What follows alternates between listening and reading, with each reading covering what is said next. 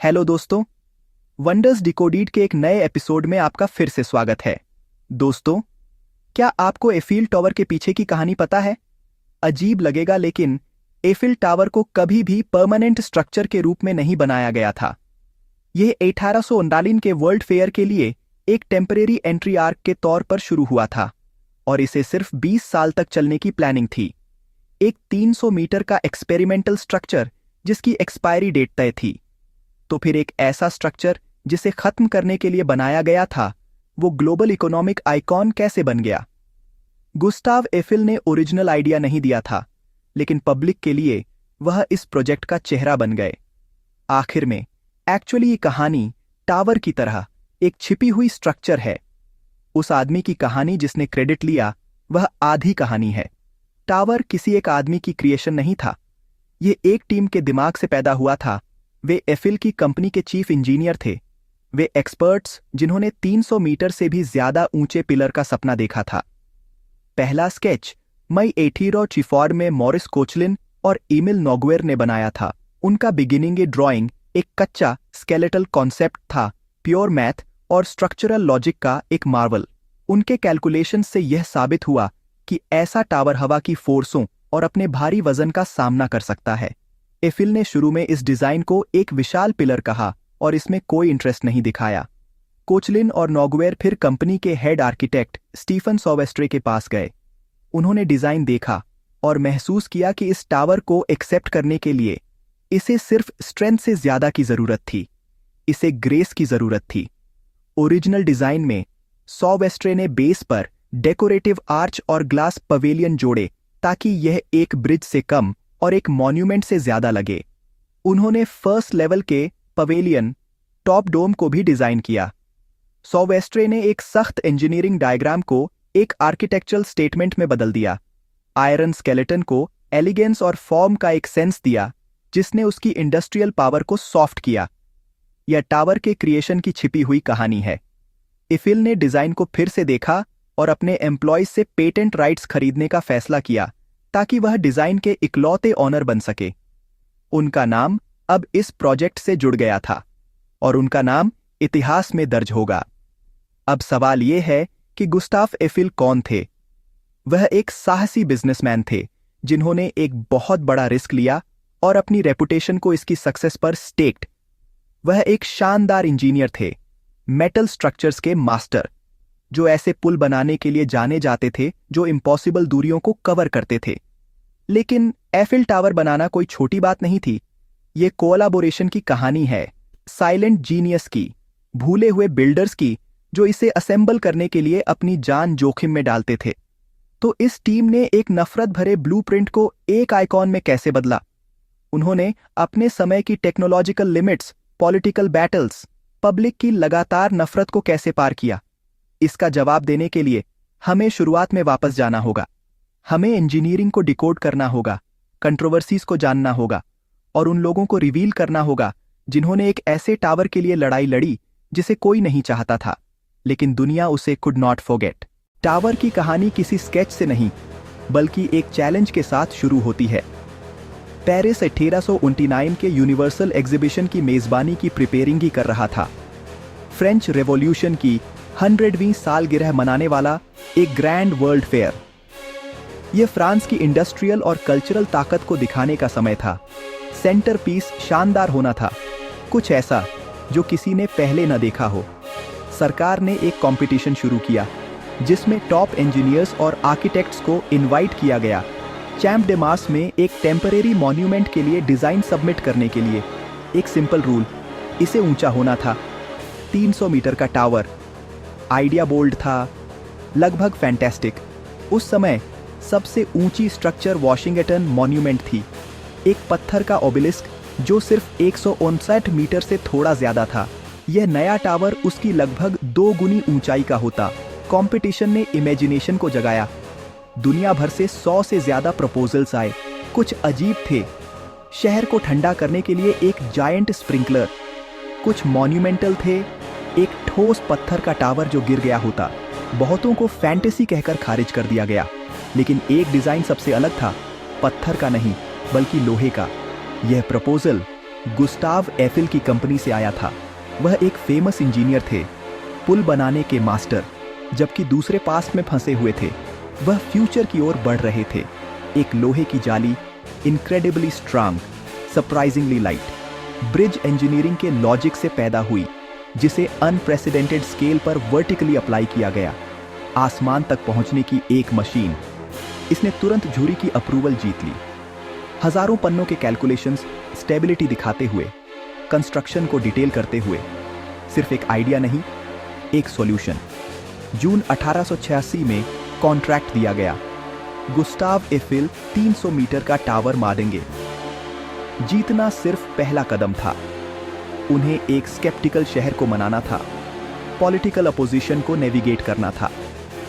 इसे बनाने के लिए एक टीम इकट्ठा करनी थी। प्लान तैयार था। इसके क्रिएशन की लड़ाई शुरू होने वाली थी। सबसे पहली प्रॉब्लम थी soft soil. Eiffel tower Seine नदी के किनारे पर बना है। इसकी 4 में से 2 लेग्स नॉर्थ और वेस्ट नदी से कुछ ही मीटर की दूरी पर थीं। जमीन ठोस नहीं थी, बल्कि पानी से भरी सिल्ट थी। एफिल ने सिर्फ खुदाई नहीं की, उन्होंने 16 वाटर टाइट न्यूमेटिक कैसन्स, बड़े लोहे के बक्से का इस्तेमाल किया। पानी को बाहर रखने के लिए कंप्रेस्ड एयर पंप की गई, जिससे वर्कर्स नदी के लेवल से नीचे एक प्रेशराइज्ड एनवायरनमेंट में हाथ से खुदाई कर सकें।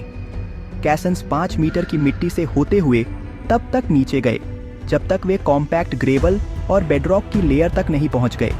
अगर वे उस खास जियोलॉजिकल लेयर तक नहीं पहुंचते तो टावर कुछ ही सालों में सीन नदी में झुक जाता या गिर जाता।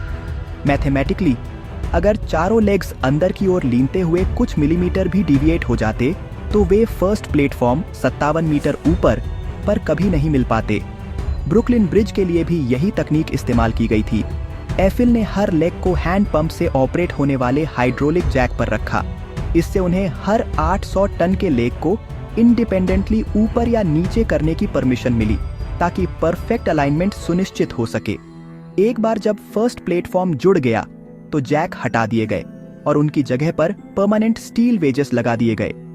18वीं सदी में 300 मीटर पर विंड लॉर्ड्स के लिए कोई कॉम्प्लेक्स मैथमेटिकल फॉर्मूला नहीं था। एफिल ने पूरी तरह से अपनी ब्रिज बिल्डर इंट्यूशन पर भरोसा किया।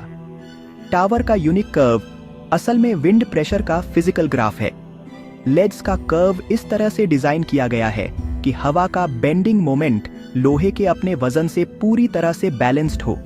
यह एक इंजीनियर का सॉल्यूशन था, सिंपल और बिना किसी सजावट के।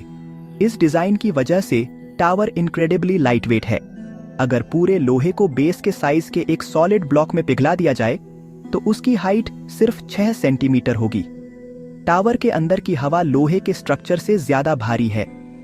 गुस्ताव एफिल जानते थे कि एक पब्लिक मॉन्यूमेंट के लिए इंजीनियरिंग काफी नहीं थी।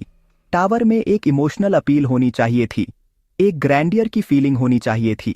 एफिल ने स्टील का इस्तेमाल नहीं किया, उन्होंने लॉरेन रीजन से पूडल्ड आयरन, व्राउट आयरन का इस्तेमाल किया। यह ज्यादा फ्लेक्सिबल और रिवेट करने में आसान था। टावर का पूरा कंस्ट्रक्शन एक इंडस्ट्रियल ऑर्केस्ट्रा था। हर 2.5 मिलियन रिवेट्स के लिए 4 आदमियों की एक स्पेशलाइज्ड टीम की जरूरत थी। एक उसे लाल गर्म करने के लिए, एक उसे पकड़ने के लिए, एक हेड को शेप देने के लिए और एक उसे हैमर करने के लिए। रिवेट्स को गर्म डाला गया और ठंडा होने पर वे कॉन्ट्रैक्ट हुए, लोहे के टुकड़ों को ऐसी ताकत से जोड़ते हुए जो कोई बोल्ट मैच नहीं कर सकता था। यही वजह है कि टावर स्टेबल रहता है, भले ही वह होटी में 15 सेंटीमीटर 6 इंच तक फैलता और सिकुड़ता है। हर पीस को उनकी लेवेलॉइस पेरेट फैक्ट्री में 0.1 मिलीमीटर की एक्यूरेसी के साथ प्री ड्रिल किया गया था। रिवेटर्स 2/3 रिवेट्स फैक्ट्री में बनाए गए थे। सिर्फ 1/3 को 300 मीटर की हाइट पर हैमर किया गया था। फैक्ट्रीज गड़गड़ा रही थीं, क्योंकि पेरिस आयरन और कोल सप्लाई कर रहा था। डिजाइन टीम्स डेली बेसिस पर शिपमेंट्स और शेड्यूल्स को कोऑर्डिनेट कर रही थीं। टेम्पलेट्स ने सुनिश्चित किया कि हर प्लेट सटीक रूप से फिट हो। रेलें टुकड़ों को ब्रिज के आर पार शहर तक ले जा रही थीं। साइट पर टीम्स असेंबली के लिए टुकड़ों को तैयार कर रही थीं। वर्कर्स स्ट्रिक्ट सुपरविजन में लैटिस सेगमेंट्स को एडजस्ट कर रहे थे। मशीन शॉप्स ने एलिमेंट्स को एग्जैक्ट डायमेंशंस के साथ शेप दिया। प्लानर्स ने हर बोल्ट की पोजीशन को बहुत ध्यान से मार्क किया और ड्राफ्ट्समैन ने पीरियोडिकली ब्लूप्रिंट्स को अपडेट किया, जबकि टॉलरेंसेस को चेक किया जा रहा था। फोरमैन ने हर सेक्शन को उठाने से पहले अप्रूवल दिया। उन्होंने हर बीम पर स्ट्रेस को कैलकुलेट किया, हर जॉइंट का एंगल, हर 2.5 मिलियन रिवेट्स की लोकेशन जो टावर को जोड़े रखेंगे। वे साइलेंट आर्किटेक्ट्स थे जो ग्रैंड विजन को एक प्रिसिजन मैथमेटिकल लैंग्वेज में ट्रांसलेट कर रहे थे। यह उनका बारीकी से किया गया काम था, जिसने सुनिश्चित किया कि हर पीस परफेक्टली फिट हो और टावर नेचर की फोर्सेस के खिलाफ ऊंचा और मजबूत खड़ा रहे। पास से देखने पर लोहे की जाली से पता चलता है कि कैसे लाखों रिवेट्स ने इस टावर को एक साथ जोड़कर एक ऐसी संरचना बनाई जो सांस लेती है। टीम एक ह्यूमन टावर की तरह काम करती थी। हर रोल अगले को एक डिसिप्लिन और रिपीटेबल रिदम में ऊपर उठाता था। पूरे शहर में वर्कशॉप चैम्प डे मार्स में असेंबली के लिए पार्ट्स को काटते, ड्रिल करते और लेबल करते थे। लोहे की रॉड्स को चेरी रेड चमकने तक गर्म किया जाता था। लचीले पुडल वाले लोहे को आकार देने के लिए यही सॉफ्टनेस चाहिए होती थी। किनारे तैयार करते समय और प्लेटों को कसकर फिट करते समय स्पार्क्स उड़ते थे। रिवेटर्स के फाइनल स्ट्रोक्स के लिए प्रिपेयरिंग। एक लाल गर्म रिवेट को पकड़ा जाता है, जगह पर रखा जाता है और मेटल ठंडा होने से पहले एक परफेक्ट हेड में हथौड़े से मारा जाता है। हाइड्रोलिक हैमर जिद्दी पार्ट्स को फ्लश तक धकेलते हैं। स्ट्रॉन्ग जॉइंट्स और फोर्स के लिए यूनिफॉर्म पाथ्स सुनिश्चित करते हैं। पेरिस ने देखा कि दूर की फाउंड्री से लोहा बाजेस और ट्रेनों में आता था ताकि बढ़ती हुई संरचना को फ्यूल कर सके। एक एक पीस करके क्षितिज बदल रहा था। पैर शहर की सड़कों के ऊपर लगातार ऊपर उठ रहे थे। इंडस्ट्रियल प्रेस 10वें मिलीमीटर की प्रिसाइसलिता के साथ छेद को पहले से पंच और ड्रिल करते थे। फाउंड्री में पिघला हुआ लोहा प्लेटों और एंगल्स में बदल जाता था। हर एक को उसकी सटीक जगह के लिए स्टैंप और कैटलॉग किया जाता था। पिघले हुए मेटल की नदियां उन पार्ट्स में ढल जाती थीं जिन्हें बाद में पेरिस के ऊपर ड्रिल किया जाता, जोड़ा जाता और रिवेट किया जाता था। सेफ्टी टीम हर चढ़ाई से पहले मचान, हॉइस्ट और इक्विपमेंट का इंस्पेक्शन करती थी ताकि रिदम बिना रुके रहे। हर ब्रेस और डायगोनल स्ट्रट हवा को लैटिस के माध्यम से और नींव में चैनल करता है। साइट पर टीमें पार्ट्स को अलाइन करती थीं, उन्हें जगह पर सिक्योर करती थीं और रिवेटिंग क्रूज के लिए जोड़ों को तैयार करती थीं। फोरमैन गेज और लाइंस से प्रोग्रेस ट्रैक करते थे। ऊंचाई बढ़ने के साथ किसी भी डिविएशन को ठीक करते थे। एक्सीडेंट्स कम लेकिन रियल थे और काम उन लोगों को सम्मान देता है जिन्होंने इसे बनाने के लिए सब कुछ स्टेक्ड। वसंत तक लोहे का यह जायंट और ऊंचा उठ गया था। हर हथौड़े की गूंज पूरे पेरिस में सुनाई दे रही थी। जब सर्दी आई तो टीम ने ठंडे चैम्प डी मार्स में फर्स्ट फ्लोर के फाउंडेशंस पर काम करना शुरू किया। बर्फ और ठंडी विंडो से डिलीवरी में देरी हुई, जिससे शिफ्ट्स कम करनी पड़ी और इक्विपमेंट को लगातार डीफ्रीज करना पड़ा। स्कैफोल्ड और टूल्स पर बर्फ जमने लगी, जिससे हर कदम और सरफेस खतरनाक हो गई। कंस्ट्रक्शन साइट बर्फ से ढका हुआ था और स्टॉर्म्स के बीच काम बहुत धीमा चल रहा था। कैलेंडर पर दिन बीतते जा रहे थे और मौसम की वजह से देरी बढ़ती जा रही थी। फिर भी लोग ठंडी में लोहे के स्ट्रक्चर को धीरे धीरे ऊपर उठते देखने के लिए जमा होते थे। न्यूज़पेपर्स हर माइलस्टोन को कवर करते थे, स्किल की तारीफ करते थे और टाइमलाइन पर सवाल उठाते थे। चढ़ती हुई लेग्स तक पहुंचने के लिए सबसे पहले सर्विस टावर और सीढ़ियों के प्लेटफॉर्म बनाए गए। रात में भी लैंप्स की रोशनी में काम चलता रहा, क्योंकि टीमें टाइमलाइन बनाए रखने के लिए कड़ी मेहनत कर रही थीं। बसंत की शुरुआत तक सिलुएट साफ दिख रही थी। पेरिस का नया जायंट आखिरकार आकार ले रहा था। इंस्पेक्टर्स हर लिफ्ट के बाद रिवेट्स और ब्रेसिंग की जांच करते हुए एलिमेंट्स पर चलते थे। बेस से लेकर आसमान तक सर्वेयर्स हर लेग की अलाइनमेंट को रोज चेक करते थे। प्रिसिजन ने कंस्ट्रक्शन को गाइड किया। टॉलरेंसेस को मिलीमीटर तक मापा जाता था। मशीन्स खड़खड़ा रही थीं और कंप्रेसर्स ड्रिल और हॉइस्ट्स को चलाने के लिए बज रहे थे। वर्कर्स ने लेग्स को अलाइन करने के लिए बड़े लेवलिंग जैक्स को पेडल से पंप्ड किया। साइट पर किए गए छोटे छोटे एडजस्टमेंट से प्रीफैब पार्ट्स परफेक्ट फिट हो गए। क्रूज ने नोड्स को घड़ी की तरह असेंबल किया, ट्विस्टिंग से बचने के लिए सीक्वेंसेस को एडजस्ट किया। टेम्पोरेरी ग्रिड्स की पावर और विंड गस्ट चेक्स ने गाइड किया कि अगली लिफ्ट कब हो सकती है। जॉइंट्स को लकड़ी के काम की तरह विस्तार से बनाया गया था, जिससे एलिमेंट्स के बीच लोड्स साफ साफ ट्रांसफर हो सकें, और ऊंचे क्रेन्स लोहे के टुकड़ों को एक प्रैक्टिस्ड रिदम के साथ जगह पर रखते थे। जब लैटिस वर्क से देखा गया तो फोर्सेस और फ्लो का लॉजिक साफ दिखाई दे रहा था। तो जब पहला प्लेटफॉर्म जगह पर आया तो टीम ने चीयर किया। उनकी प्रिसीजन रंग लाई थी। इंजीनियर्स गर्व से पोज दे रहे थे, डिजाइन के हिसाब से डिफ्लेक्शन रीडिंग्स को नोट कर रहे थे। क्रेन्स अभी भी बिजी थे। प्रोजेक्ट दूसरे लेवल की ओर बढ़ रहा था। स्प्रिंग में ऐसी विंडें चलीं जिनकी कोई उम्मीद नहीं थी, और लिफ्ट्स को रोक दिया। इंजीनियर्स रोज ऑसिलेशन चेक करते और टॉलरेंसेस को फिर से कैलकुलेट करते थे। टीम्स ने ब्रेसेस को टाइट किया, फिर हवा तेज होने पर रुक गए। क्रेन ऑपरेटर्स ने हवा के झोंकों के बीच सेफ विंडो का इंतजार किया। हर लिफ्ट पूरी तरह से विंड फ्लैग्स और बैरोमीटर्स पर डिपेंड करती थी, और ऊपर से पेरिस हवा में स्टील की इस कोरियोग्राफी को देख रहा था। ब्लूप्रिंट्स में ऐसे सीक्वेंसेस थे जो हवा में कम से कम टाइम लेते थे। लैटिस वर्क की शेप हवा को फैलाती थी, उससे लड़ने की बजाय, और बादलों की परछाइयां पेरिस में बरहते हुए आउटलाइन पर घूम रही थीं।